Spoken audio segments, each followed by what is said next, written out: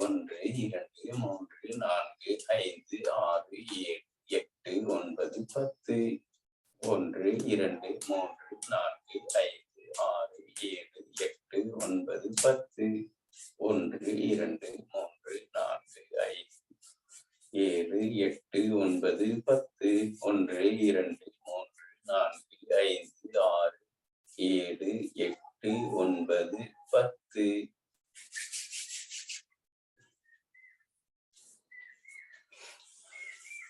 அடுத்ததாக கண்களுக்கான பயிற்சி.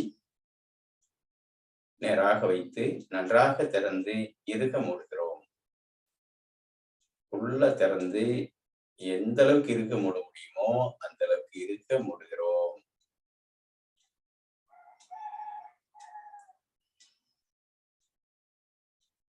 Two, 1, 2, 1, 2, 1, 2, 1, 2, 1, 2, 1, 2, 1, 2, 1, 2. ஓய்வு. ஆழ்ந்த மூச்சு. அடுத்ததாக மேல் கீழ் மேல் கீழ் மேல் கீழ் மேல் கீழ் மேல் கீழ் ஓய்வு.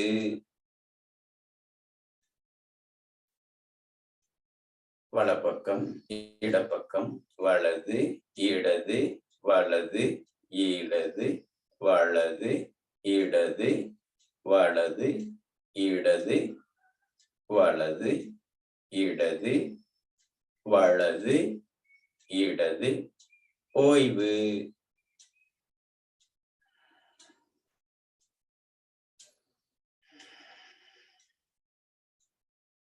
வலது மேல் இடது கீழ்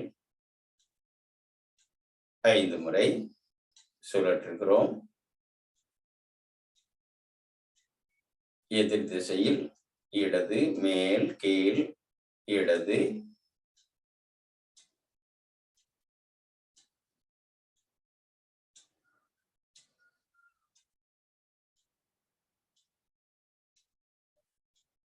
ஓய்வு.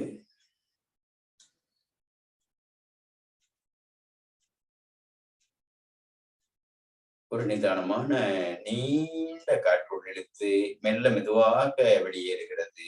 ஆழ்ந்த மூச்சு.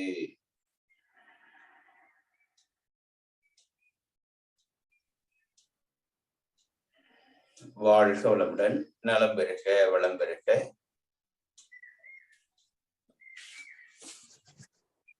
நன்றி நன்றி ஐயா. அடுத்த நிகழ்வாக ஆசன பயிற்சி.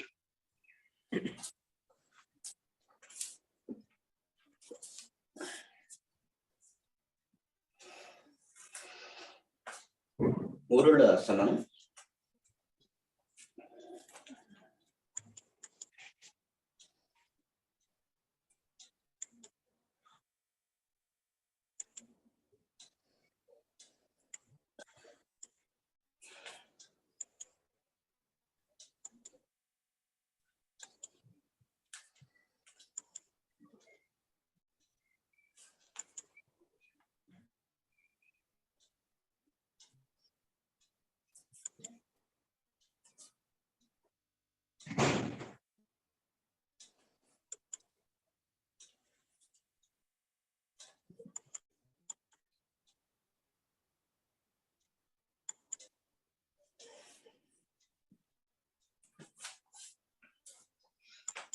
ஒரு ஆழ்ந்த மூச்சு.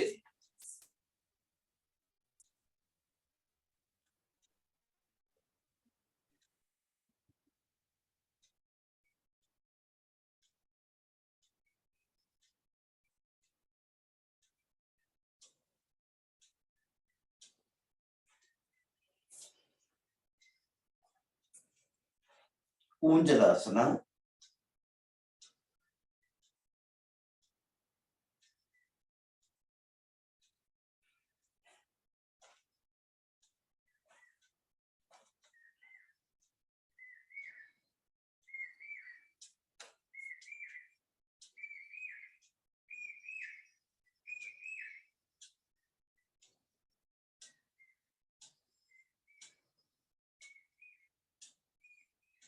வலப்பக்கம் அப்படியே எதிர் திசையில்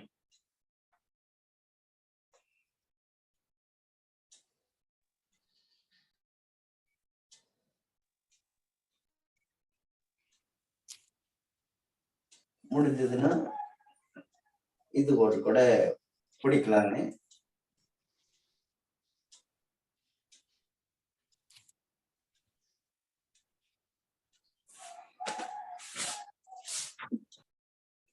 ஒரு நிதானமான நீண்ட மூச்சு. வயிற்று பகுதி உயரம் அளவுக்கு ஆழ்ந்து மூச்சு உள்ளே போய் மெல்ல வெளியேறட்டும்.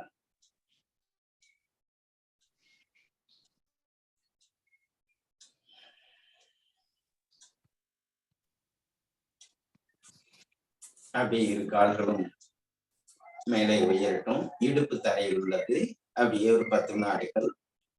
1 2 3 4 5 6 7 8 9 ஓய்வு.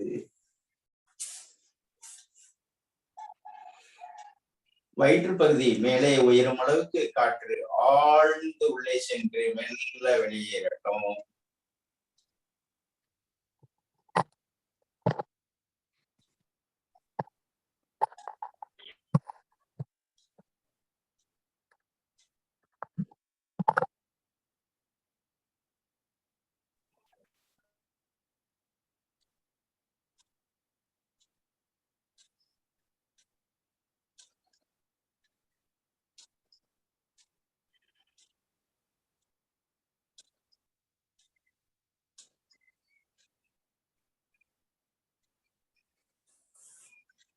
அடுத்ததாக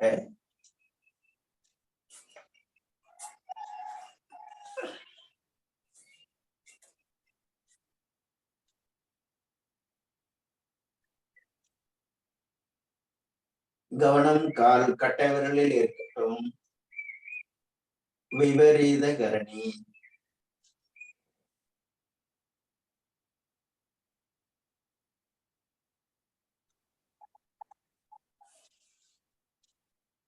ஓய்வு. ஒரு ஆழ்ந்த மூச்சு. நிதானமான நீண்ட காற்று உள்ளே சென்று மெல்ல மெதுவாக வெளியேறுகிறது.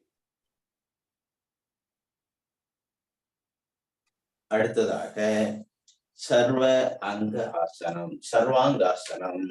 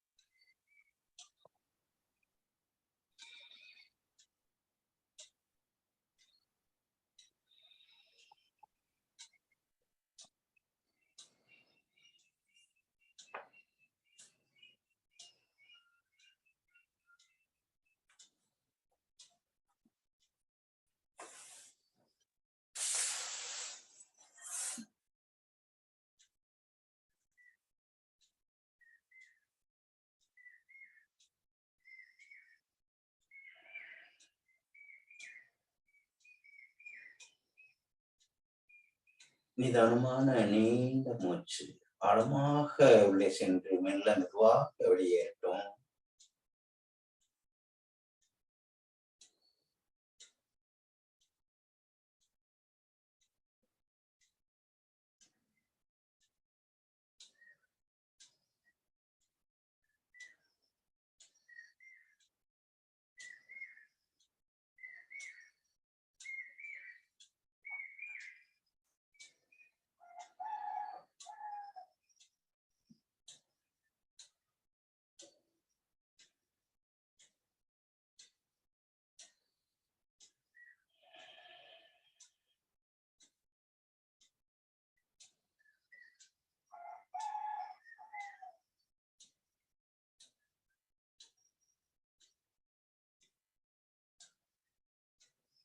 இதற்கு மாற்று ஆசனமாக மச்சாசனம்.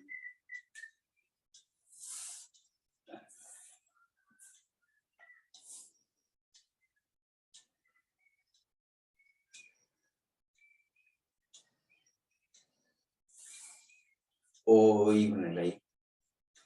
ஆழ்ந்த மூச்சு.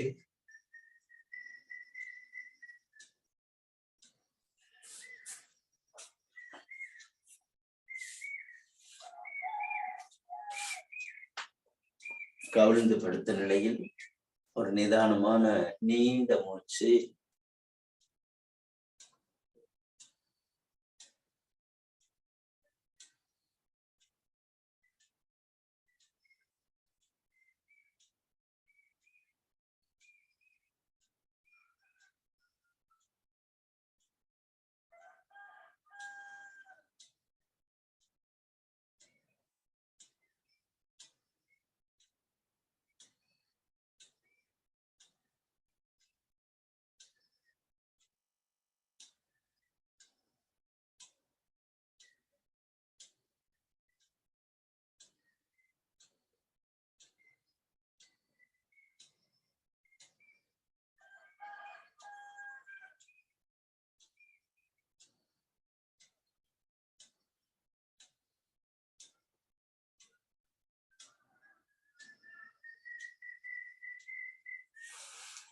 பாம்பாசனம் 1 2 3 4 5 6 7 8 9 ஓய்வு.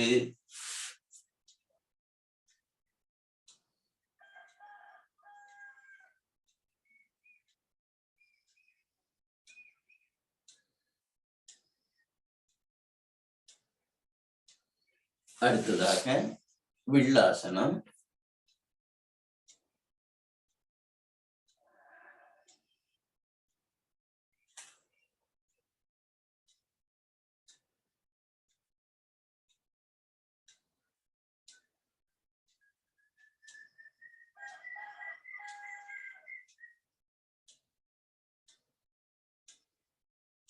ஓய்வு. ஒரு ஆழ்ந்த மூச்சு.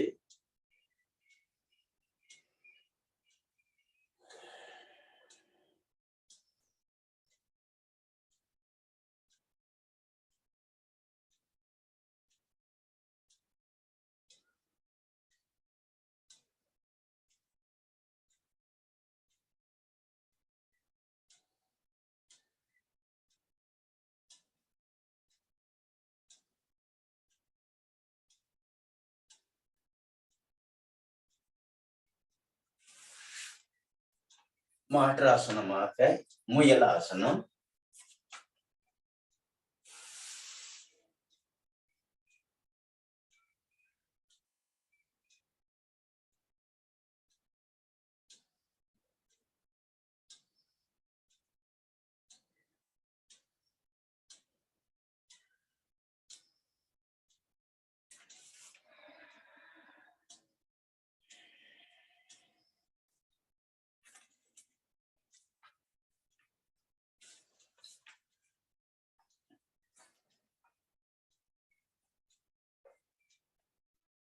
உடலை நேராக வைத்து நீண்ட மூச்சு ஆழ்ந்து உள்ளே சென்று மெல்ல வெளியேறட்டும்.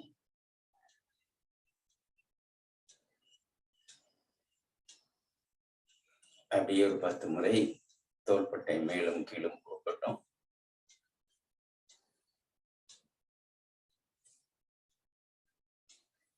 ஒரு ஆழ்ந்து நிதானமான நீண்ட மூச்சு.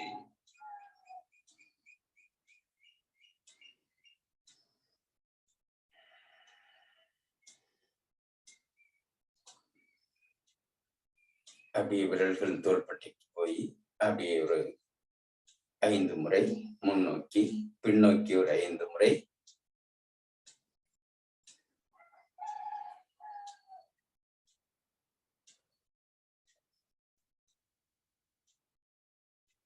ஒரு நிதானமான நீண்ட மூச்சு.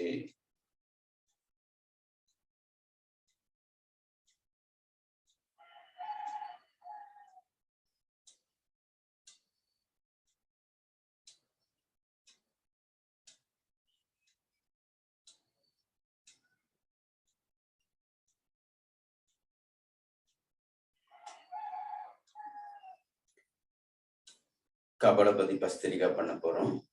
வேக வேகமாக உள்ளெடுத்து வெளியேற்ற போறோம். 1 2 1 2 1 2 1 2 1 2 ஓய்வு.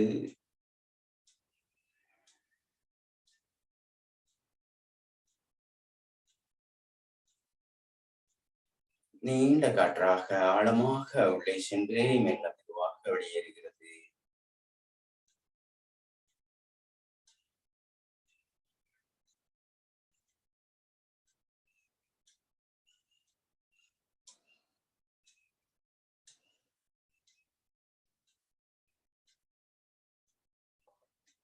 கைகளை பக்கவாட்டில் வைத்து கைகள் உயரும் பொழுது காற்று உள்ளே செல்லட்டும்.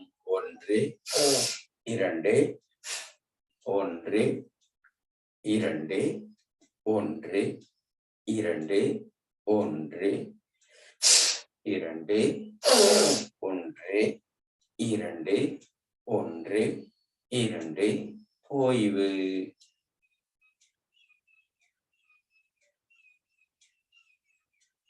ஆழ்ந்து உள்ளிழுத்து காதுகளை மடைத்து மகர ஓசை.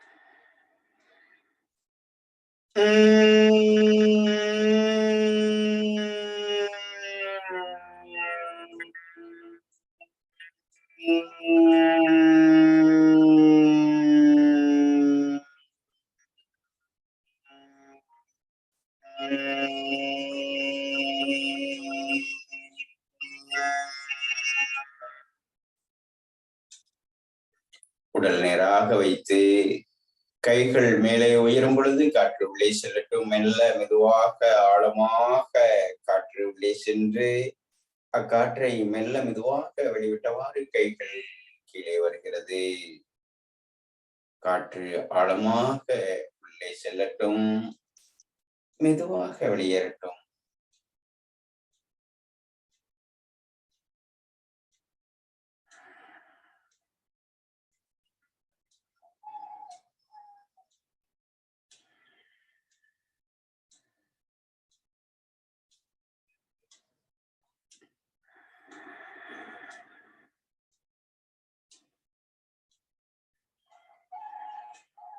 கைகள் விரியும் பொழுது காற்று உள்ளே செல்லட்டும், கைகள் இணையும் பொழுது காற்று வெளியேறட்டும்.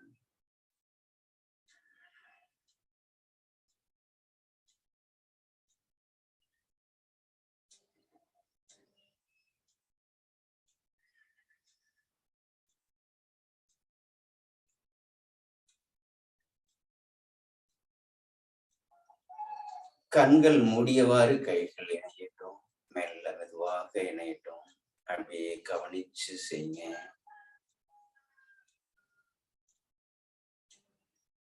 கைகள் மூடியவாறே கைகள் விரியட்டும். அக்காற்றை வெளிவிட்டவாறு கைகள் தானாக இணையட்டும்.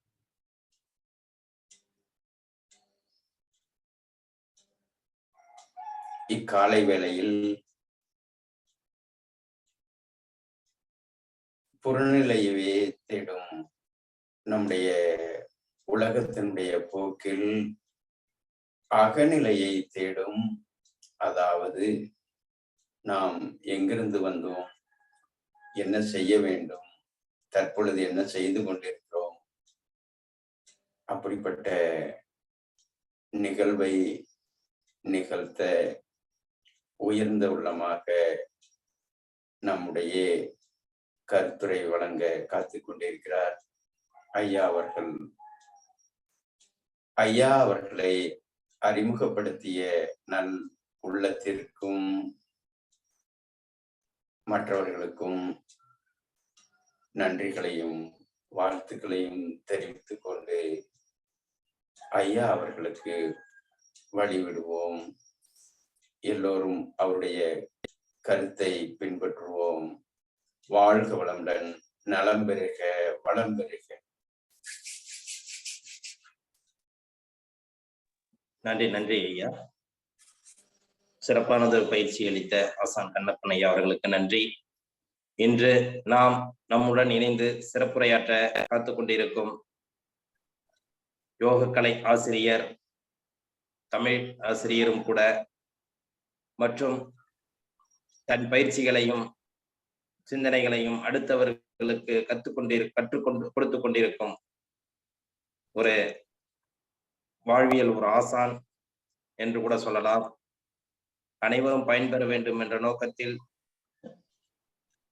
பல உள்ளங்களுக்கு தன் பயிற்சிகளையும் யோக கலைகளையும் கற்றுக்கொண்டு இன்று நம்முடன் இந்த காலை சக்கரம் நிகழ்வில் கலந்து கொண்டு நமக்கும் நல்ல ஒரு சிந்தனைகள், நான் யார் என்பதை நமக்கு புரிய வைத்து மற்றவர்களுக்கும் புரிய வைக்கும் நோக்கத்தில் இன்று நம்முடன் இணைந்து இந்த காலைச்சக்கரம் நிகழ்விலே பயிற்சி அளிக்க ஒரு விளக்க உரையும் கொடுக்க நமக்கு வருகிறார்கள் தசரதன் ஐயா அவர்கள். திருவள்ளூர் மாவட்டத்தை சேர்ந்த தசரதன் ஐயா அவர்கள் நம்முடன் நான் யார் என்ற தலைப்பில் இன்றும் நாளையும், அதாவது அவங்களோட விரிவுரை கிட்டத்தட்ட 1 மணி நேரம் இருக்கும். அதனால இன்றும் நாளையும் நம்முடன் கலந்து நல்ல ஒரு சிந்தனைகளையும் கருத்துக்களையும் அள்ளி வாரி வழங்க வருகிறார்கள். தசரதன் ஐயா அவர்களை இந்த காலைச்சக்கரம் நிகழ்வு மூலமாக வாழ்த்துக்களோடு வரவேற்று விரிவுரையாற்ற அன்புடன் அழைக்கின்றோம்.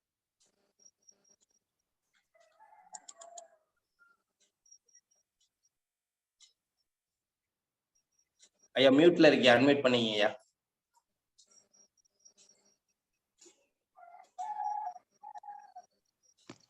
வாழ்க வளமுடன், வாழ்க வளம். அகர முதல எழுத்தெல்லாம் ஆதி பகவன் முதற்றே உலகு. கனியிட ஏறிய சுளையும் முற்றல் கடையிட ஏறிய சாரும் பனிமலர் ஏறிய தேனும் காட்சி பாகிட ஏறிய சுவையும் நனி பசு பொழியும் பாலும் இனியன என்பேன் எனினும் தமிழை என்னுயிர் என்பேன் கண்டேன். காலச்சக்கரம் என்ற தலைப்பில் பல கலைகளை 161வது சுற்று வரை வளர்த்து கொண்டிருக்கும் பெண்ணாடும் ரோட்டரி கிளப் தலைவர் திரு ஆர் குணபாலன் ஐயா அவர்களுக்கும், நிகழ்ச்சி நிரலை ஒருங்கிணைக்கும் திரு ரமேஷ் மோகன் ஐயா அவர்கள் உள்ளிட்ட அனைத்து பெரியவர்களுக்கும் மற்றும் காலச்சக்கரத்தில் பயணிக்கும் கலைஞர்கள் அனைவருக்கும், அது மட்டுமல்லாமல் எந்த கலைகள் வளர்ச்சிக்கும் சிறப்புக்கும் கலைஞர்களே கர்த்தாக்கள், அதாவது சுவைஞர்களே கர்த்தாக்கள், பார்வையாளர்களே கர்த்தாக்கள் அல்லவா, அவர்களுக்கும் ஆக அவையோர் அனைவருக்கும் என் அன்பு கலந்த வணக்கத்தை நும் காலடியில் சமர்ப்பித்து மகிழ்கின்றேன். இறைவர்களே, உண்மையில் நாம் இறைவர்கள் என்பதை இறுதியில் நாம் உணர்வோம். நான் யார் என்ற வினாவை நான் மட்டுமல்ல, நாம் ஒவ்வொருவரும் கேட்டுக்கொள்ள வேண்டும். இவ்வளவுதானா என்று நினைத்து நம் பெயர், ஊர், தொழில் என நம் பெருமைகளை கூறுவோம். இது தெரியாதா? வள்ளலார் இறைவனிடம் கேட்கிறார், தன்னை அறிந்து இன்பமுற ஒரு தந்தீரும் சொல்ல வேண்டும் வெண்ணிலாவே என்று கேட்கிறார். தன்னை அறிவதற்கு இறைவனை அவர் வேண்டுகிறார். நாம் இந்த உலகத்தை எல்லாம் அளக்கிறோம், உலகத்தில் உள்ள கலைகள் எல்லாம் நாம் கற்கிறோம். ஆனாலும் நம்மை கற்றப்பாடு இல்லை. நாம் யார் என்பதை நாம் அறியவில்லை. அதைத்தான் இன்று உங்களிடையே நான் பகிர்ந்து கொள்ள விரும்புகின்றேன். நான் யார், கடவுள் யார் என்ற ஒரு தத்துவத்தில்தான் இந்த விளக்கம் அமைகிறது. இறைவனுக்கு உருவம் இருக்கிறதா என்று கேட்டால் உருவம் இல்லை என்றுதான் பலரும் சொல்லுவார்கள். மின்சாரத்துக்கு உருவம் இருக்கிறதா என்று கேட்டால் மின்சாரத்திற்கும் உருவம் இல்லை என்றுதான் கூறுவார்கள். ஆனால் அணுவடிவில் இருக்கிற அந்த உருவத்தை இந்த ஊனக்கண்ணால் காண முடியாது அல்லவா? எனவே அணுவடிவில் இருக்கிறார்கள் 2 பேருமே. ஆனால் இறை அணுக்களை காண முடியாது, அது பரிசோதனைக்கு உட்படாதது. ஆனால் மின்சார அணுக்களை பரிசோதனைக்கு உட்படுத்தி அவற்றை காண முடியும். ஆக 2 பொருளும் நமக்கு கண்ணுக்கு புலனாகவில்லையே தவிர 2ம் உருவம் உடையதாகத்தான் இருக்கிறது. இப்ப 5 ரூபாய் 10 ரூபாய் அளவில் ஒரு நாணயங்கள் இருக்கிறது, தங்க நாணயங்கள். அவற்றை நகையாக்க வேண்டும் என்றால் என்ன செய்வோம்? அவற்றை முதற்கண் உருக்குவோம் அல்லவா? அப்படி இறைவன் இந்த உலகத்தை படைப்பதற்காக தன் உடலையே தன்னிருக்கும் ஆற்றல், செல்ஃப் கம்ப்ரசிங் போர்ஸ் என்ற ஒரு ஆற்றலை பயன்படுத்தி தன்னைத்தானே இருக்கி நுண்துகளாக மாற்றுகிறார். நாம் எந்த ஒரு பொருளையும் படைக்க வேண்டும் என்றால் அதற்கான மூலப்பொருளை வாங்கி அதனுடைய உருவாக்கும் தத்துவத்தை எல்லாம் அறிந்து நாம் செய்கின்றோம். ஆனால் தன்னுடைய உடலையோ தன் உயிரையோ அதற்குள் யாரும் சமர்ப்பித்து அவற்றால் அந்த பொருளை செய்வது இல்லை. ஆனால் இறைவன் அப்படி அல்ல. இறைவன் தன் உடலையே இந்த உலக பொருளாக, இந்த உலகமாக மாற்றுகிறார். அதுதான் இந்த சொல்லினுடைய, இந்த பிரசங்கத்தினுடைய முக்கிய கருத்தாகும். தன்னைத்தானே இருக்கை நுண்துகளாக மாற்றுகின்றார் இறைவன். ஏனென்றால் எந்த ஒரு பொருளையும் படைப்பதற்கு முன்னால அந்த உருவத்திலிருந்து மாற்ற வேண்டும். இது முதல் தன்மாற்றம் என்று கூறலாம். தன்னைத்தானே நீக்கி நுண்துகளாக மாறுகிறார். நாம் இவற்றைக்கு ஒரு பெயரை சூட்டுவோம். அரிசி அரைத்தால் அரிசி மாவு, பருப்பு அரைத்தால் பருப்பு மாவு என்பதை போல இறைவன் தன்னைத்தானே இருக்கை நுண்துகளாக மாறிவிட்டான் அல்லவா? அந்த நுண்துகளுக்கு ஒரு பெயர் இறைத்துகள் என்று சொல்லலாம் அல்லவா? நேரடியாக இருந்தால் நான் கேட்டு நான் அதை சொல்லுவேன். இருந்தாலும் பரவாயில்லை, நமக்கு நேரம் சுருக்கத்திற்காக நானே கேள்வியை எழுப்பி நானே பதிலையும் கூறிக்கொள்ளுகிறேன். தன்னைத்தானே இருக்கை நுண்துகளாக மாறிவிட்ட அந்த நிலைக்கு இறைத்துகள் என்று கூறுகிறார்கள். அந்த இறைத்துகள் ஒரு கட்டத்திலேயே நாம் ஒரு தங்க நாணயத்தை உருக்குனவுடனே நகை வருவதில்லை. அதற்கு பல கட்டங்கள் நாம் காத்திருக்க வேண்டியிருக்கிறது, செய்ய வேண்டியிருக்கிறது. அந்த வகையில முதல் தன்மாற்றமான இறைத்துகளை இரண்டாவது ஆற்றலை பயன்படுத்தி இறைவனுக்கு அளப்பற்ற ஆற்றல் உண்டு. அந்த இரண்டாவது ஆற்றல் என்ன என்றால் சூழ்ந்தழுத்தும் ஆற்றல். அந்த இறைத்துகளை சூழ்ந்து அழுத்தப்படுகிறது. மேலும் கீழுமாக எல்லா பக்கங்களுமாக அழுத்துகின்ற பொழுது அது வெளியே செல்வதற்கு இடமில்லாததால் ஒவ்வொரு துகளும் தன்னைத்தானே சுட்டிக் கொள்கிறது. முதலே இறைத்துகளாக இருக்கும்போது எந்த அசைவும் இல்லை. சூழ்ந்தழுத்தும் ஆற்றலை பயன்படுத்திய இறைவன் பயன்படுத்திய பொழுது அந்த ஒவ்வொரு ஆற்றலும், ஒவ்வொரு துகளும் தன்னைத்தானே சுற்றி கொள்ளும் தன்மையை பெறுகிறது. தற்சுயற்சி. சரி, அந்த ஒரு துகளுக்கு உள்ள தற்சுயற்சி தான் அதால் ஆக்கப்பட்ட இந்த உலகத்திற்கும் இருக்கிறது. அதுதான் பூமி தன்னைத்தானே சுற்றி கொண்டிருக்கிறது.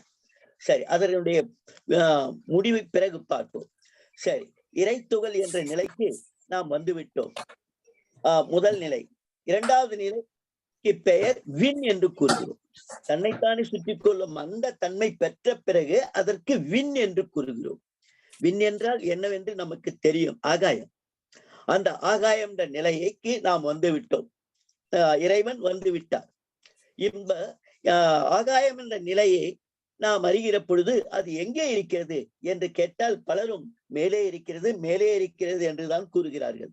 ஆனால் மேலே இருக்கிற நிலையை பார்க்கிற பொழுது நாம் இருக்கிற இடத்தில் இருக்கிற நிலையும் ஒன்றாக இருக்கிறது அல்லவா? பல பொருட்கள் இருக்கலாம். அந்த பொருட்களால் தவிர்த்த பிறகும் இருப்பது மேலே இருக்கிற வெற்றிடம் போன்றுதான் நம்மை சுற்றிலும் இருக்கிற இடங்கள். எனவே இறைவன், அதாவது இறைத்துகள் விண்ணான பிறகு அது நம்மை சூழ்ந்து இருக்கிறது. எல்லா இடங்களிலும் சூழ்ந்த நிலையில்தான் அது இருக்கிறது. அது இல்லாத இடமே இல்லை. அந்த வகையிலே நாம் ஆகாயம் எங்கே இருக்கிறது என்றால் நாம் இருக்கும் இடம் மட்டுமல்ல, இந்த உலகத்திற்கு உள்ளும் வெளியும் அது பாய்மை பொருள் என்று கூறுவார்கள். அந்த உலகத்திற்கு உலக உருண்டைக்குள் ஊடுருவும் செய்யும், வெளியும் வர செய்யும்.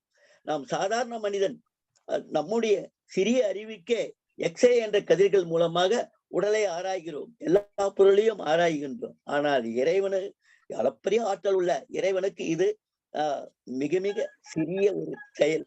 எனவே அது என்னவென்று கூறுவோம் என்றால் பாய்மை பொருள் என்று கூறுவோம். சரி, இந்த விண் எப்படி இருக்கிறது, அதாவது ஆகாயம் எப்படி இருக்கிறது? காலியாக இருக்கிறது என்றுதான் பலர் சொல்லுகிறோம். ஆனால் இந்த விண்ணிலே என்ன இருக்கிறது என்று கேட்டால் யாரும் ஒண்ணும் இல்லை, கண்ணுக்கு தெரியவில்லை என்றுதான் கூறுவார்கள். மூக்கை பிடித்துக் கொள்ளுங்கள் என்றால் அப்பொழுதுதான் தெரியும் அவர்களுக்கு. காற்று இருக்கிறது, ஆக்சிஜன் இருக்கிறது, ஹைட்ரஜன் இருக்கிறது, நைட்ரஜன் இருக்கிறது, கார்பன் டை ஆக்சைடு இருக்கிறது. இப்படி எல்லா காற்றுகளுமே இருக்கின்றது. எனவே அந்த விண்ணில் இருப்பது என்னவென்று கேட்டால் இந்த காற்றுகள். இந்த காற்றுகளுக்கு மூலகங்கள் என்று சொல்லலாம், எலமெண்ட் என்று ஆங்கிலத்தில் சொல்லுவார்கள். அந்த மூலகங்கள், இந்த காற்றை மூலகங்கள் என்று சொல்லுவோம். 2 விண்கள் சேர்ந்தது ஹைட்ரஜன் காற்று என்று வரையறுத்திருக்கிறார்கள். 8 விண்கள் சேர்ந்தது ஆக்சிஜன். இந்த 2 விண்கள் 8 விண்கள் என்று எப்படி பிரித்து பார்ப்பது? இந்த ஊனக்கண்ணுக்கு அது முடியாத காரியம். ஆனால் இயற்கையிலே அந்த விண்ணில் இருக்கின்ற அந்த வாயுக்கள் 2 விண்கள் சேர்ந்து ஆக்சிஜன் ஹைட்ரஜனாகவும் 8 விண்கள் சேர்ந்து ஆக்சிஜனாகவும் மாறுகிறது.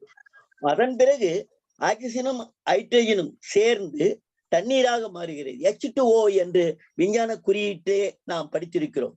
H2 அதாவது ஹைட்ரஜன் 2 பங்கும் ஆக்சிஜன் 1 பங்கும் சேர்ந்து தண்ணீர் ஆகிறது. இப்படி இயற்கையில் உள்ள அந்த காற்றுகள், விண்ணில் உள்ள அந்த காற்று தண்ணீராகவும் காற்றாகவும் நெருப்பாகவும் நிலமாகவும் மாறுகிறது. எல்லாம் இதிலிருந்து வந்தது, விண்ணிலிருந்து வந்ததுதான்.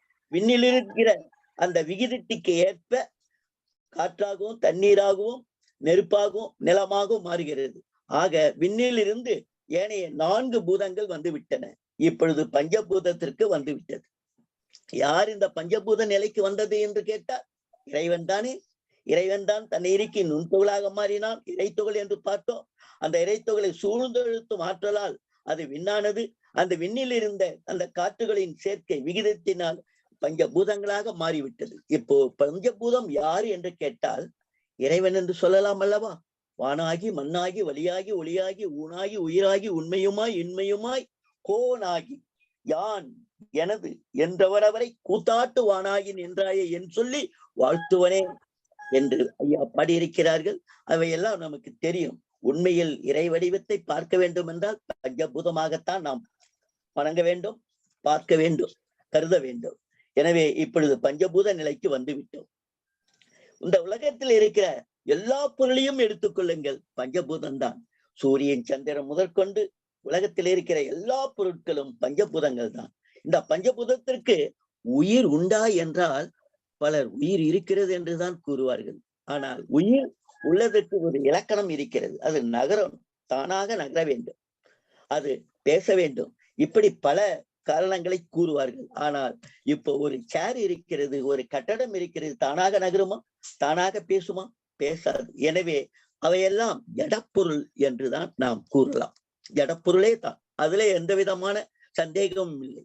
இறைவன் இப்பொழுது என்னவாக மாறிவிட்டார்? இந்த உலகத்தில் உள்ள ஜடப்பொருளாக மாறிவிட்டார். இது ஒரு பாதி நிலை. நான் முடிந்தால் எங்கே கொண்டு வந்து நிறுத்த வேண்டுமோ 6:30 மணி வரைக்கும் என்னுடைய பேச்சை நான் விரிக்கிறேன். ஏனென்றால் அதற்கு மேலே பல கலைக்கடன்களை மக்கள் முடிக்க வேண்டியிருக்கிறது. அவற்றுக்கு இடையூறாக இல்லாமல் நான் முடிந்தவரை 6:30க்குள் முடிக்க பார்க்கிறேன். 6:30க்குள் முடிக்க முடியாது, ஒரு கட்டத்தில் நிறுத்துகிறேன். இப்பொழுது நாம் ஜடப்பொருளாக மாறிவிட்டோம். யார் அந்த ஜடப்பொருள்னா இறைவன். எந்த பொருளை எடுத்தாலும் ஜடப்பொருள் தானே, உயிரற்ற பொருட்கள் தானே. அவையெல்லாம் யார் என்றால் இறைவன் என்றுதான் சொல்ல வேண்டும். சரி, இப்பொழுது இந்த ஜடப்பொருளில் இருந்து உயிரின தோற்றத்தை பார்ப்போமா? இப்ப தண்ணீர், காற்று, நெருப்பு, சூரிய ஒளி, நிலம், இவற்றிலே ஒரு செல் தாவரம் முகிழ்க்கிறது. ஒரு செல் தாவரம், ஒரே ஒரு செல். அந்த செல் நம் உடம்பில 1000 கோடி செல்கள் இருப்பதாக எடுத்துக்கொள்ளும். உதாரணத்துக்கு இந்த கை ஒரு 100 கோடி, இந்த கை ஒரு 100 கோடி, கால்கள் ஒரு 200 கோடி, உடம்பு ஒரு 500 கோடி, இப்படியாக ஒரு 1000 கோடி செல்களை நாம் கொண்டிருக்கிறோம். அதனால நமக்கு உருவ தோற்றம் ஏற்படுகிறது, பார்க்க முடிகிறது. ஆனால் ஒரு செல்லுக்கு அந்த தோற்றம் வரவே வராது. தாய் தந்தை இணைகிற பொழுது ஏற்படுகின்ற அந்த கரு எப்படி இருக்கும் என்று பார்த்தால் தலையிலே இருக்கின்ற ஈறு போன்று இருக்கும். அந்த அளவுக்குத்தான் இருக்கும். அப்படி இந்த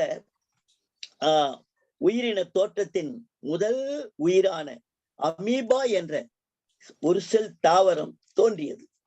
தண்ணீர், காற்று, நெருப்பு, நிலம் இவற்றின் சேர்க்கையால் ஏற்பட்ட அந்த ஒரு செல் தாவரம் அமீபா. அந்த ஒரு செல் தாவரம் பல 100 ஆண்டுகள்ல இன்றைக்கு பார்க்கிற பெரிய காடுகளாகவும் ஆகிவிட்டன, வனங்களாகவும் நாம் பார்க்கிறோம். நாம் கருவாக இருக்கும்போது எப்படி இருந்தோம் என்று சொன்னேன் அல்லவா? ஆனால் இன்று ஒரு 20, 30, 40 ஆண்டுகள்ல நம்முடைய உருவத்தை நாம் பார்க்கிறோம். எல்லா செல்களும் சேர்ந்த ஒரு நிலையிலே பார்க்கிறோம். அப்படி தாவரமும் இப்படி ஒரு செல் தாவரம் பல செல்களாக மாறிவிட்டது. ஒரு செல்லா இருந்தாலும் தாவரம் தான், பல செல்லாக இருந்தாலும் தாவரம் தான். அது உயிர் உள்ளதாக ஆகிவிட்டது.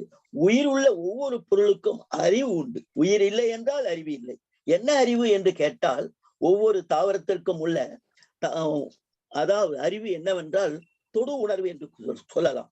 தொடு உணர்வு என்றால் தொட்டுக்கொள்கிறது. எதை தொட்டுக்கொள்கிறது? தண்ணீரை தொட்டுக்கொள்கிறது, சூரிய ஒளியை தொட்டுக்கொள்கிறது, காற்றை தொட்டுக்கொள்கிறது. எனவே தொடு உணர்வு அந்த ஓர் அறிவு வீடான அமீபாவுக்கு மட்டும் இல்ல, இன்று பலவிதமாக பல தோற்றங்களிலே காணப்படுகின்ற எல்லா தாவரங்களுக்கும் உள்ள அறிவு அந்த ஒரே ஒரு அறிவு தொடு உணர்வு தான், ஓர் அறிவு.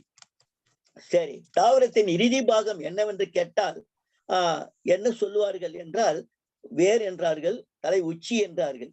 ஆனால் தலை உச்சியும் இல்லை, வேறும் அல்ல.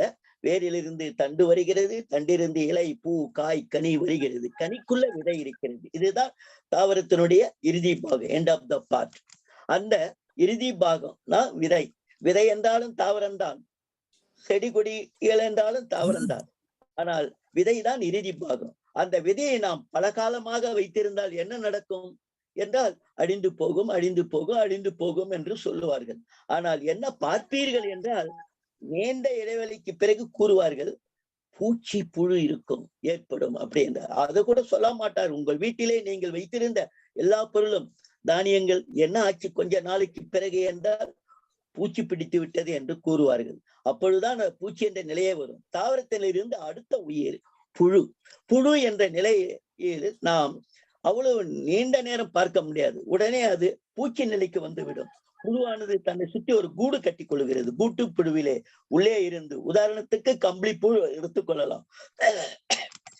அந்த கம்பளி புழுவானது தன்னை சுற்றி ஒரு கூடு கட்டி கொண்டு உள்ளே இருந்து கரும்புள்ளி செம்புள்ளிகளோடு அழகான இறக்கைகளோடு அது பட்டாம்பூச்சியாக வெளிவருகிறது. அப்படித்தான் பட்டுப்புழுவும் தன்னை சுற்றி கூடு கட்டி கொள்ளுகிறது. அந்த கூட்டிலிருந்து வெளிவருவதற்கு முன்னால மனிதனுடைய பெருங்கரனை பாருங்கள். அவற்றை தூக்கி வெந்நீரிலே போடுகிறான். ஏன் போட வேண்டும்? அவை வெளியே வந்து விட்டால் அந்த நூல் கட்டாகிவிடும், அதாவது அறுபட்டு போய்விடும். அதனால அன்றைக்கு அது இணைப்பதற்கான தொழில்நுட்பம் இல்லாமல் இருக்கலாம். ஆனால் என்று விடுபட்ட அறுபட்ட நூலையும் இணைப்பதற்கான டெக்னிக் இருக்கிறது. இருந்தாலும் ஏன் அந்த நிலைக்கு நாம் போக வேண்டும்? முழுமையாக நூலை பெற வேண்டும் என்பதற்காக அந்த பட்டுப்புழுக்களை வெந்நீரிலே போடுகிறார்கள். போட்டு அழித்து பிறகு நூலை எடுக்கிறார்கள். ஒரு புடவைக்கு எத்தனை பட்டுப்புழுக்களை நாம் அழிக்க வேண்டி இருக்கும் அந்த உயிர்களை. அது ஒரு தனி பாகம் பார்க்கலாம் பிறகு. ஆக இப்படி தாவரத்திலிருந்து அடுத்த உயிர் புழு. இதற்கு 2 அறிவு.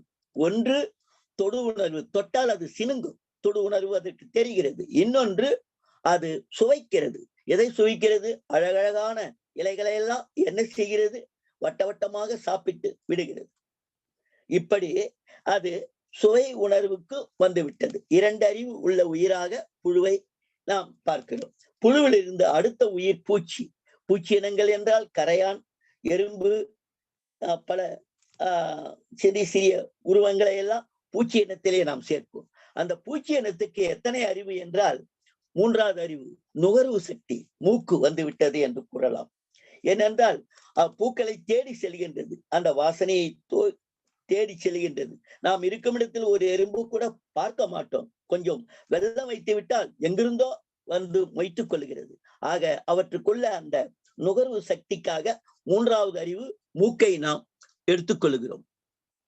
அடுத்ததாக அந்த பூச்சி இனத்தில் இருந்து அடுத்ததாக ஊர்வனங்கள் வருகிறது. பாம்பு, பல்லி, பூரான், தேல்.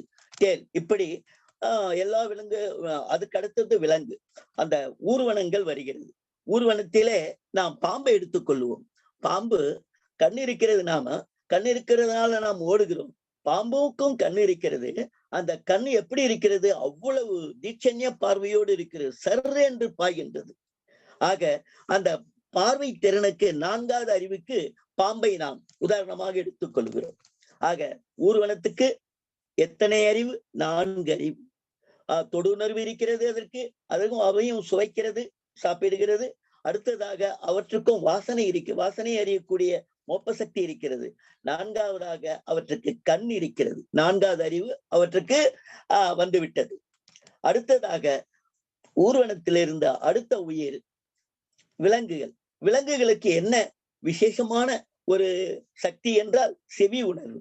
அதற்கு உதாரணமாக மான், யானையை எடுத்துக் கொள்ளுகிறார்கள். மான் எளிய பிராணி, வலிய பிராணிகளை கண்டால் அவை சாப்பிட்டு விடும். வலிய பிராணிகளால் அவை அழிக்கப்பட்டு விடும். எனவே அவற்றிலிருந்து பாதுகாத்துக் கொள்வதற்காக கூடுமான வரை அந்த ஒலிகளை கேட்டு எந்த ஒலி எந்த பக்கத்திலிருந்து வருகிறது என்று தெரிந்து ஓடி விடுகிறது. அதே மாதிரி யானைக்கும் அந்த செவி உணர்வு அதிகமாக இருக்கும் என்று நாம் எல்லோருக்கும் தெரியும். ஆக விலங்குகளுக்கு ஆன கூடுதலான அறிவு என்ன என்றால் செவிப்புலன். ஆக 5 அறிவு உள்ள விலங்கு வரைக்கும் வந்து விட்டோம். யார் இந்த மாதிரி வந்தது? இறைவன் தான். ஜடப்பொருளாக இருந்தால் அந்த ஜடப்பொருள் இருந்தால் தாவரமாக வந்தது, முதல்ல உயிராக வந்தது. அவற்றிலிருந்து புழு வந்தது, புழுவிலிருந்து பூச்சி வந்தது, பூச்சியிலிருந்து ஊர்வனங்கள் வந்தது, ஊர்வனத்திலிருந்து விலங்குகள் வந்தது. இந்த விலங்குகள் யார் என்றால் அவ்வளவு இறைவன் தான். அந்த விலங்கில் இருந்து மனிதன் வந்தான். சார்லஸ் டார்வின் என்பவர் குரங்கிலிருந்து மனிதன் வந்தான் என்று வரையறுத்து விட்டார். அவற்றுடைய இதை உலகம் ஏற்றுக்கொண்டு விட்டது. எனவே விலங்கிலிருந்து மனிதன் வந்தான் என்பதை நாம் எல்லோரும் ஒப்புக்கொள்கிறோம். அப்போ விலங்கிலிருந்து மனிதன் வருகிற பொழுது அந்த விலங்கின தன்மை அவனுக்கு வருமா வராதா? ஒவ்வொரு உயிரும் விந்திலிருந்து தான் வருகிறது, வித்திலிருந்து தான் வருகிறது. தாவரத்தின் வித்திலிருந்து தான் புழு வருகிறது. அப்ப தாவரத்தினுடைய தன்மை புழுவுக்கு வந்து இருக்கும். நல்ல தாவரம் இருந்தால் நல்ல தன்மை அவற்றுக்கு வந்திருக்கும், கெட்ட தாவரமாக இருந்தால் கெட்டத்தன்மை அவற்றுக்கு வந்திருக்கும். ஆக அந்த புழுவிலிருந்து பூச்சிக்கு அவற்றுடைய தன்மை அந்த வித்தின் வழியாக வருகிறது. ஆரம்பத்திலே செல்களாக பிரிந்து வரும். பவர் பாயிண்ட்ல காட்டுவார்கள். நான் வாய்ப்பந்தல் போட்டுக் கொண்டிருக்கிறேன். என்ன அதாவது செல்களாக பிரிந்து வரும். அடுத்ததாக முட்டையிட்டு குஞ்சு பொரிக்கிறது, அடுத்து குட்டி போட்டு பால் கொடுக்கிறது என்ற நிலை பரிணாம வளர்ச்சி அப்படியே வந்து விட்டது. அந்த வகையில நாம் இறுதியாக இப்பொழுது எங்கே வந்திருக்கிறோம்? விலங்கிலிருந்து மனிதன் வந்திருக்கிறான். மனிதனுக்கு எத்தனை அறிவு? 6 அறிவு என்று நாம் அறிவோம். 5 அறிவு இருக்கிற அந்த விலங்குகள் இன்று இருக்கிற நிலையில் இருக்கிறது. 6 அறிவு பெற்ற நாம் ஏன், எதற்கு, எப்படி என்ற கேள்விகளை எழுப்பி இன்று வானலாவ நாம் நம்முடைய பயணத்தை தொடர்ந்திருக்கிறோம். இந்த பூமியை நமக்கு வாழ்க்கை கசந்து விட்டது. சந்திரனுக்கு போகலாம் என்றால் தண்ணீர் இல்லை, காற்று இல்லை என்ற நிலையில் இருக்கிறது. இதுவும் விட்டு செவ்வாய்க்கு சென்று கொண்டிருக்கிறோம். அதனுடைய விரிவு பிறகு பார்க்கலாம். ஒரு மனிதன் சென்றாலே நாம் சென்றது போன்றதுதான். ஆக மனிதனுடைய அறிவு இன்றைக்கு வானலாக விரிந்து விட்டது. ஆனால் அதனால என்ன சுகமான வாழ்க்கை? பன்னீரில் குளிக்கிறான், பஞ்சனையில் படுக்கிறான், பால் பழங்கள் அருந்துகிறான். எவ்வளவு உயர்ந்த வாழ்க்கை. ஆனால் அன்றிருந்த அந்த ஆடு மாடுகள் விலங்குகள் இன்றும் அப்படியே இருக்கிறது. என்ன வித்தியாசம்? அவற்றுக்கு 6 அறிவு இல்லை. ஏன், எப்படி, எதற்கு என்று கேட்டு அவை வளர்வதற்கு காரணம் இல்லாமல் போய்விட்டது. நமக்கு மட்டும்தான் 6வது அறிவை தந்திருக்கிறான் இறைவன். இறைவன் பூத்த கடைசி மலர் நாம் தான். இப்பொழுது விலங்கிலிருந்து நாம் வந்து விட்டோம். இவையெல்லாம் ஒன்றிலிருந்து ஒன்றாக பரிணாம வளர்ச்சி பெற்று வந்திருக்கிறது. அந்த வகையில இப்பொழுது நாம் யார் என்றால் இறைவர்கள் என்று சொல்லலாம் அல்லவா? நாம் உண்மையில் இறைவர்கள் தான். ஆனால் இறைவனுக்கு நமக்கு வித்தியாசம் இருக்கிறதே. எப்படி அந்த வித்தியாசம் வந்தது என்று பார்க்கிற பொழுது நாம் நேரடியாக இறைவனிட்டு வரவில்லை. கடலிலிருந்து எடுக்கிற ஒவ்வொரு துளியும் கடலை போன்றே இருக்கும். ஆனால் நாம் எப்படி வந்தோம்? தாவரத்திலிருந்து வந்தோம். தாவரத்திய தன்மை, கெட்டத்தன்மை, நல்லத்தன்மை ரெண்டுமே கலந்து வரும் அல்லவா? அந்த வகையில அதனுடைய தன்மை புழுவுக்கும் புழுவுடைய தன்மை, பூச்சிக்கும் பூச்சியுடைய தன்மை, ஊர்வனத்துக்கும் ஊர்வனத்தினுடைய தன்மை, விலங்குக்குமாக வந்து அந்த விலங்குடைய தன்மை நமக்கு வந்து விட்டது. வித்து வழியாக வந்து விட்டது. ஆகையினால அப்படி வருகிற பொழுது அதனுடைய பதிவுகள் அத்தனையும் அப்படியே மாறிக்கொண்டே வந்திருக்கிறது. மாறிக்கொண்டே எனக்கு ஒரு மகன் பிறப்பான், அவன் என்னை போலவே இருப்பான் என்று சொல்லுகிறோமே. எப்படி அந்த மாற்றம் வருகிறது?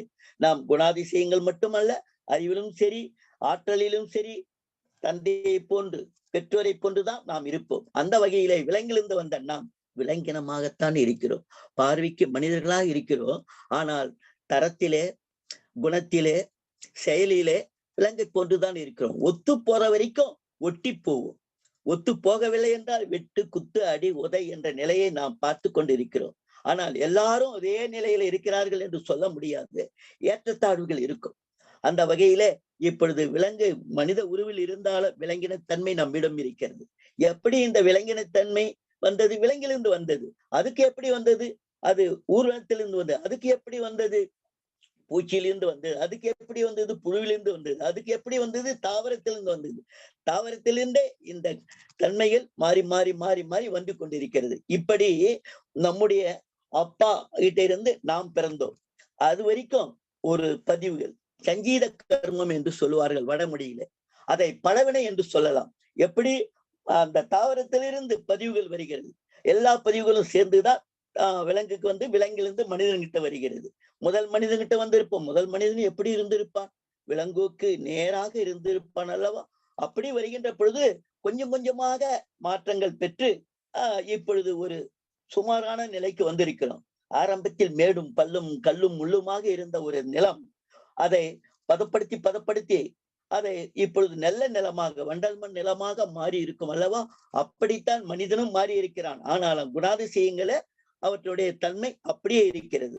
அப்படி தாய் தந்தையிட்ட இருந்து நாம் வந்திருக்கிறோம். அது வரைக்கும் ஒரு பதிவு, அது சங்கீத கர்மம் என்று சொல்வார்கள் அல்லது பழவினை என்று சொல்லலாம். அவர் ஒரு 200 பதிவு இருக்கிறதாக, ஒரு 100 பதிவு இருப்பதாக வைத்துக் கொள்வோம். அது நல்ல பதிவு கெட்ட பதிவு எல்லாமே சேர்ந்து 100 பதிவு தந்தை கிட்ட இருந்து வந்த நமக்குள்ள இருக்கிற, ஏன்னா அந்த விந்து வழியா தான் வருகிறது. எதுவுமே விந்து இல்லாமல் வித்தில்லாமல் அடுத்த பொருள் இல்லை. அந்த வகையில தந்தையிலிருந்து தாய் தந்தையிலிருந்து அந்த விந்துல அந்த பதிவுகள் வருகிறது. டிரான்ஸ்பர் ஆகி அப்படியே வந்து நம்மிடம் இருக்கிறது. அது ஒரு 100 பதிவு, அதுல 100 பதிவுகள் இருக்கிறது. நல்ல பதிவும் கெட்ட பதிவும் ரெண்டுமே சேர்ந்து 100 பதிவு வைத்துக் கொள்வோம்.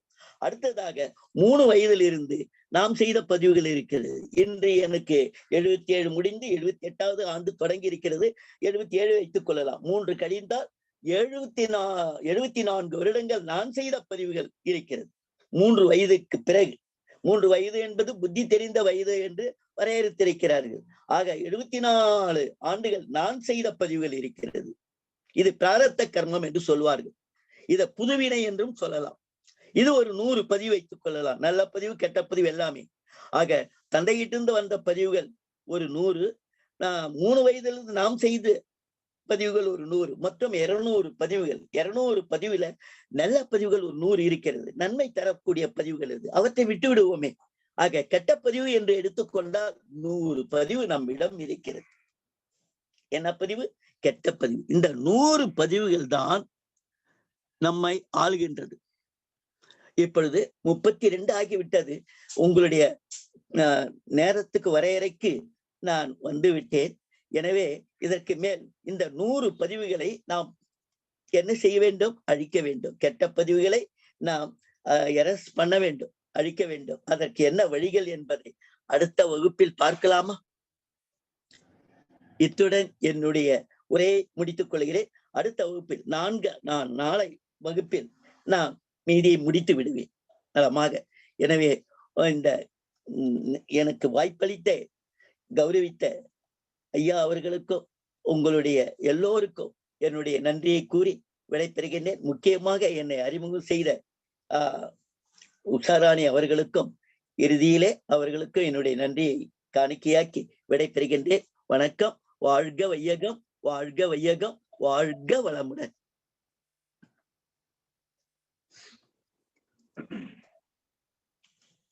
நன்றி நன்றி ஐயா. கண்ணப்பையா. ரொம்ப நன்றிங்க ஐயா. கண்ணப்பனையா. ஐயா ஐயா கேக்குதுங்க ஐயா. சொல்லுங்க ஐயா. கண்ணப்பன் என்ன சொல்லணும் தெரியல. நான் அடுத்த வகுப்புல முடிச்சேன் ஐயா. ஐயா ஐயா அந்த விலங்கன கருமையம் அப்படிங்கிறது வந்து நாங்களும் கொஞ்சம் தொட்டிருக்கோம். அப்போ அந்த விலங்கன கருமையத்திலிருந்து மாறுவதற்கு நீங்களே சொல்லியிருக்கீங்க. நாளைக்கு வந்து அதைய வந்து எப்படி வந்து அதுல இருந்து வெளியில வர்றது அப்படிங்கிறது அது ரொம்ப வரவேற்க வேண்டிய விஷயமாகும். அது எல்லோரும் எதிர்பார்க்கிறோம் அப்படிங்கிறத தெரிவிச்சுட்டு இப்படி ஒரு காலை வேளையில இப்படி ஒரு அருமையான ஒரு புறநிலையை தேடிக்கொண்டிருக்கக்கூடிய உலகத்துல வந்து அகநிலையை தேடி நாம் எதுக்கு வந்தோம், என்ன செய்யணும் அப்படிங்கிறதுக்கு ஒரு அனுபவமாக, ஒரு சாட்சியாக எங்கள் முன் ஒரு இறையாத்தான் நாங்க இன்னைக்கு பார்க்க வச்சிருக்குது இந்த காலை சக்கரம் அப்படின்ட்டு எங்களுடைய சிரம் தாழ்ந்து உங்களுடைய வரவேற்பை நாளை எதிர்பார்க்கிறோம். வாழ்க வளமுடன், நலம் பெறுக, வளம் பெறுக, வாழ்க வையகம். நன்றிங்க ஐயா. நன்றிங்க ஐயா. நன்றி நன்றி ஐயா. சரிங்க ஐயா. அதாவது இன்றைய பொழுதில் அருமையாக நம் காலச்சக்கரம் நிகழ்வில் காலச்சக்கரம் நிகழ்வில் புகுந்து காலச்சக்கரத்தை பற்றி, அதாவது அவங்க ஒரு காலச்சக்கரத்தை பற்றி தான் இன்னைக்கு ஒரு விளக்கம் கொடுக்க வந்திருக்கிறாங்க. மனிதனோட வாழ்க்கை எதிலிருந்து ஆரம்பிக்கிறது? நம்ம ஒரு தாவரத்தை பார்த்துட்டு ஏதோ தாவரம் இருக்குங்கிறத விட தாவரத்தில இருந்துதான் நம்ம மனிதனா வந்து கொண்டிருக்கிறோம், வாழ்ந்து கொண்டிருக்கிறோம் என்பதை ஒரு சிறு உதாரணத்துடன் நமக்கு ஒரு நல்ல விளக்கத்தை அளித்திருக்கிறார்கள். கண்ணப்பனையா சொன்ன மாதிரி நாளைக்கு நம்மளோட பெரிய ஒரு விளக்கத்தை கொடுக்கறதுக்கும் அவங்க காத்துக்கிட்டு இருக்காங்க. சந்தோஷமான நிகழ்வு. ஒரு மனிதன் என்ன, யார், எப்படி உருவாகி நாம் இருக்கிறோம் என்பதை, ஏதோ வாழ்ந்தோம், வளர்ந்து கொண்டிருக்கிறோம், வாழ்ந்து கொண்டிருக்கிறோம் என்பதை காட்டிலும் எதிலிருந்து நாம் வந்தோம், எப்படி நாம் வாழ்ந்தோம், எப்படி வாழ்ந்து கொண்டிருக்கிறோம், எப்படி வாழப்போகிறோம் என்பதை ஒரு நல்ல ஒரு சிந்தனையோடு விளக்கமாக நமக்கு அந்த யோக ஆசிரியரும் தமிழ் ஆசிரியரும் ஆன தசரதன் ஐயா அவர்களுக்கு இந்த காலச்சக்கரம் நிகழ்வின் மூலமாக நெஞ்சார்ந்த நன்றிகளையும் வாழ்த்துக்களையும் தெரிவித்துக் கொள்கிறோம். உங்களது பணி எங்களது காலச்சக்கரம் நிகழ்வில் தொடர்ந்து பயணிக்க வேண்டும் என்று கூறி இந்த நிகழ்வு தொடர்ச்சியை நாளை எங்களுக்கு ஒரு நல்ல ஒரு விளக்கத்துடன் கொடுத்து அனைவரையும் ஒரு புத்துணர்ச்சியான ஒரு நிலைக்கு கொண்டு செல்ல உங்களை நாளையும் எங்கள் இணைப்பில் இணைய அன்புடன் கேட்டுக்கொண்டு இன்று உரையாற்றிய உங்களுக்கு மீண்டும் ஒரு நெஞ்சார்ந்த நன்றிகளையும் வாழ்த்துக்களையும் தெரிவித்துக் கொள்கிறோம் ஐயா. நன்றி நன்றி நன்றி நன்றிங்க ஐயா. நன்றிங்க ஐயா. மற்றும் இந்த காலச்சக்கரம் சிறப்பாக நடத்தி கொண்டிருக்கும் Rotary club of Karaikal friends city சங்கத்திற்கும், இன்று நம்முடன் இணைந்து பணியாற்றிய ரோட்டரி கிளப் ஆஃப் பெண்ணாடம் சங்கத்திற்கும், நல்ல சிந்தனைகளை அளித்த சிறப்புரையாற்றிய தசரதன் ஐயா அவர்களுக்கும், ஆசன பயிற்சியில் எழுத்தாளர்களுக்கும், திட்ட தலைவர் அவர்களுக்கும், நிகழ்ச்சியிலே கலந்து கொண்டு நமக்கு அருமையான தொடர்ந்து நமக்கு ஆதரவுகளை அளித்துக் கொண்டிருக்கும் அனைத்து நண்பர்களுக்கும் இந்த காலை வேளையிலே நன்றிகளையும் வாழ்த்துக்களையும் தெரிவித்துக் கொண்டு இன்றைய நிகழ்வை சந்திப்போம் என்று நன்றி கூறி விடைபெறுகிறோம். நன்றி, வணக்கம். வாழ்க வளமுடன், வாழ்க வளமுடன், வாழ்க நலமுடன். நன்றி நன்றி. வாழ்க வளமுடன். நன்றி ஐயா. வாழ்க வளமுடன் ஐயா. நன்றி ஐயா. நன்றி. வாழ்க வளமுடன். நன்றிங்க ஐயா. தமிழ் ஐயா அவர்களுக்கும் நன்றி ஐயா. வளமுடன். நன்றிங்க ஐயா. வாழ்க வளமுடன். நன்றி ஐயா. நன்றி நன்றிங்கம்மா. வாழ்க வளமுடன். நன்றி நன்றிங்கம்மா. வாழ்க வளமுடன். வாழ்க வளமுடன். வாழ்க வளமுடன். நன்றிங்க ஐயா. நன்றிங்கம்மா. வாழ்க வளமுடன். வாழ்க வளமுடன். நன்றிங்க ஐயா. நன்றி நன்றி நன்றிங்க. நாளும் உயர்க. வாழ்க வளமுடன். வாழ்க வளமுடன் ஐயா. ரொம்ப நன்றி. வாழ்க வளமுடன். வாழ்க வளமுடன். வாழ்க வையகம். நன்றி ஐயா. வாழ்க வளமுடன். வாழ்க வளமுடன். நாளும் உயர்க. நன்றிங்க ஐயா. வாழ்க வளமுடன். நன்றிங்கம்மா. நன்றிங்கம்மா. வாழ்க வளமுடன். நன்றிங்க ஐயா. வாழ்க வளமுடன். நன்றிங்க ஐயா. வாழ்க வளமுடன். வாழ்க வளமுடன். வாழ்வாங்கு வாழ்க. நன்றிங்க ஐயா. வாழ்க வளமுடன். வாழ்க வளமுடன். வாழ்க வையகம். நன்றிங்க ஐயா. வாழ்க வளமுடன். நன்றிங்கம்மா. நன்றிங்கம்மா. வாழ்வாங்கு வாழ்க.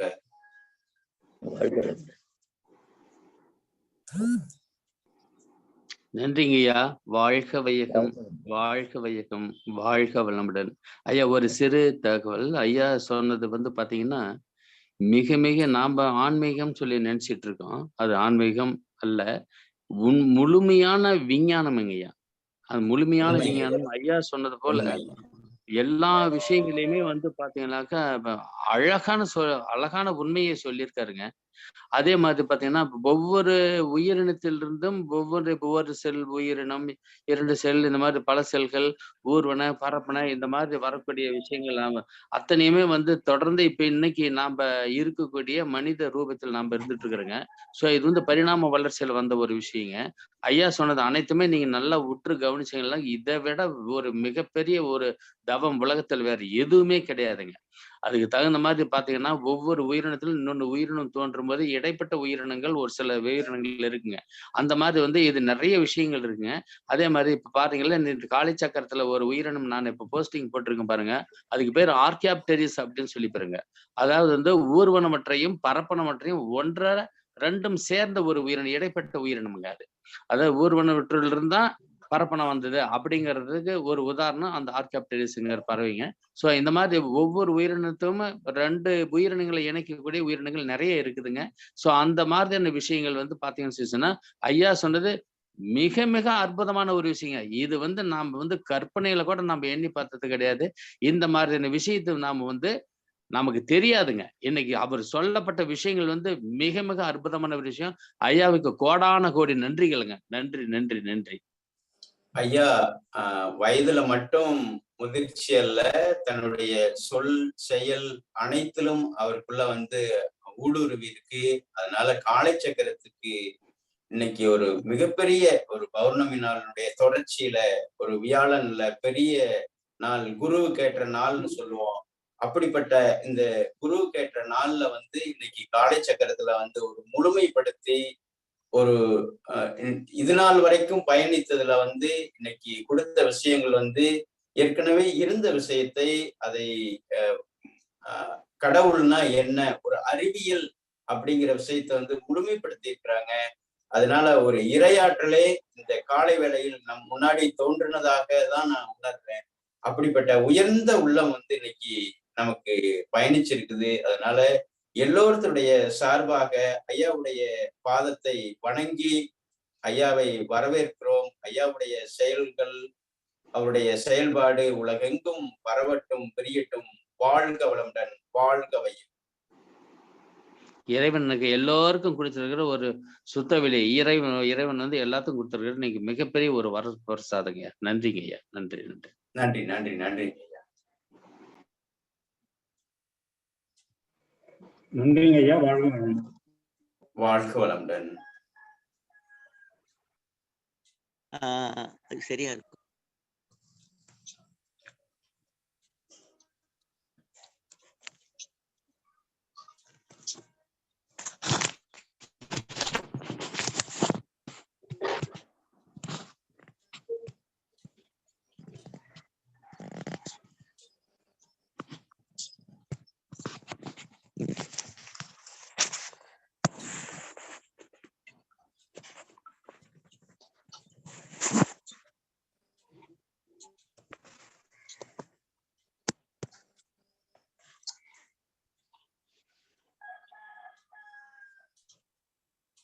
தலைவரே மீட்டிங் பண்ணிடலாமா? பண்ணிடலாம்.